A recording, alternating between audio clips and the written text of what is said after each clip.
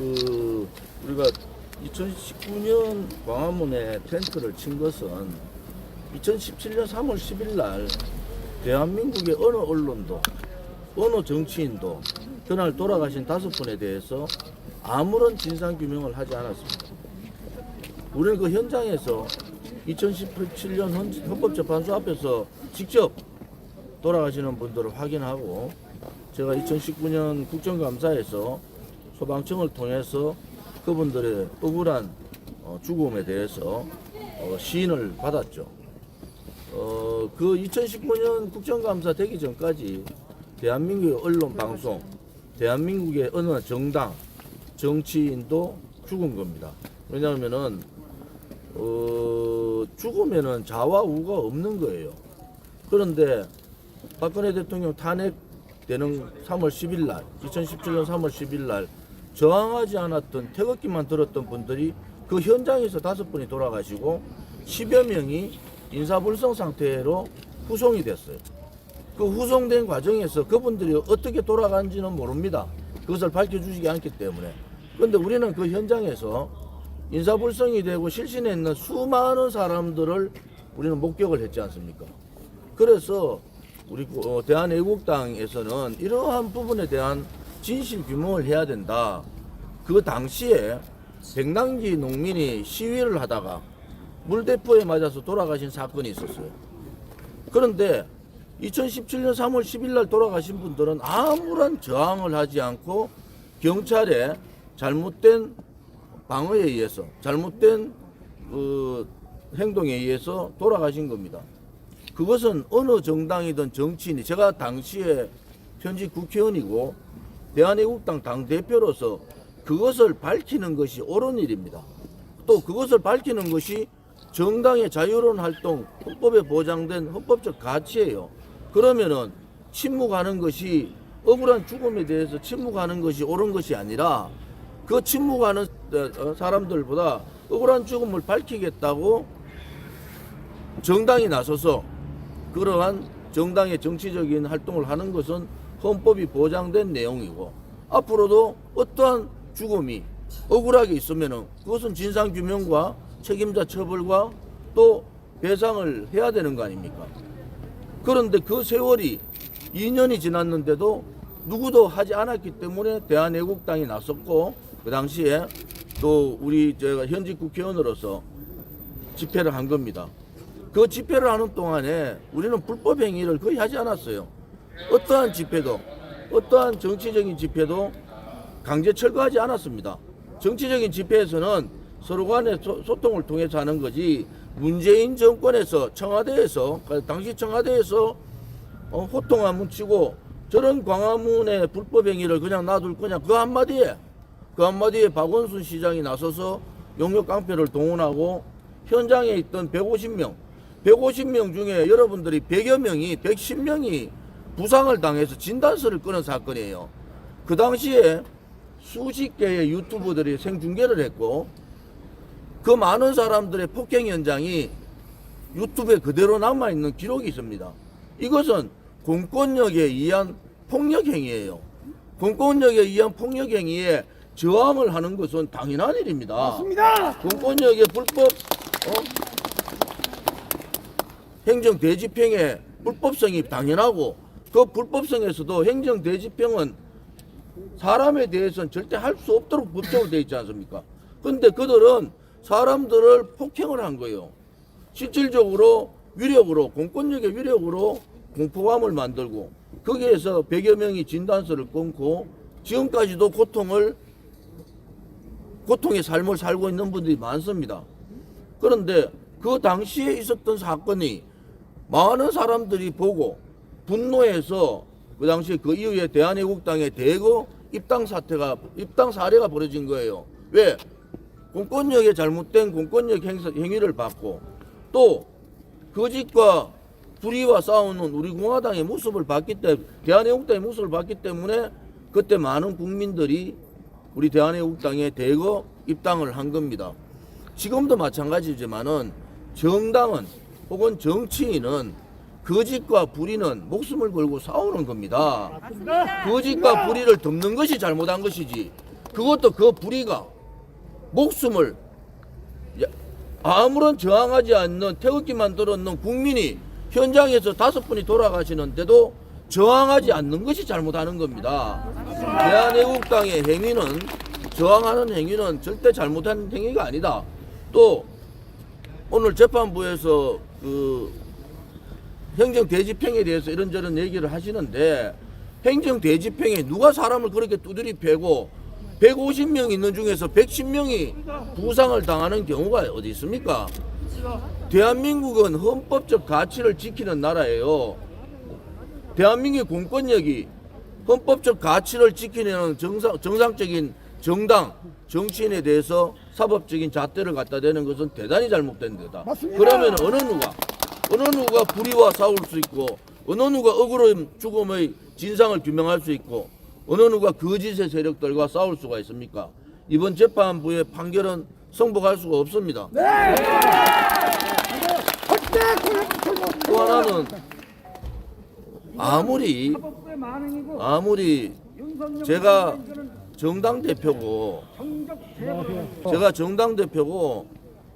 그러면은 저를 경찰이나 검찰에서 소환 조사를 해야 되지 않습니까?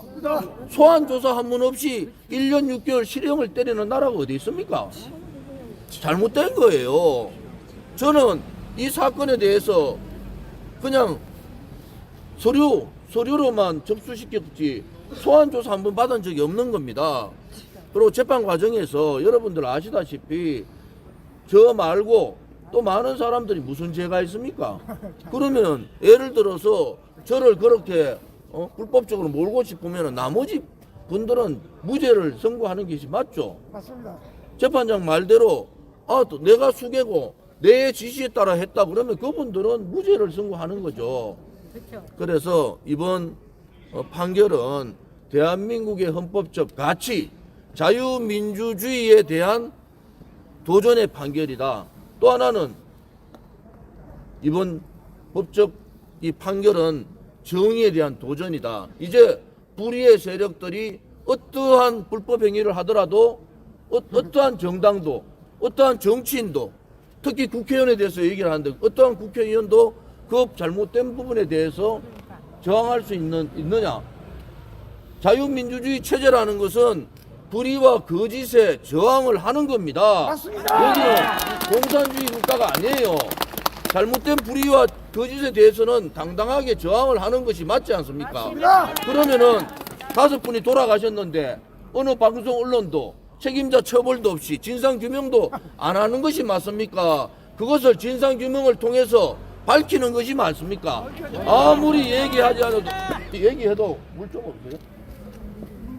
언론 방송이 거짓 촛불의 언론 방송이 두려운 거 아닙니까? 자, 우리가 그래서 우리가 광화문에 텐트를 친 거고 또 그 사건 과정에서 텐트가 2동에 있었는데 한 동을 치울 때는 아무 사고가 없었잖아요. 경찰이 제가 한 동을 치우려고 들어가는데 그걸 막은 것이 경찰입니다. 맞습니다. 경찰이 그렇게 하지 않았으면은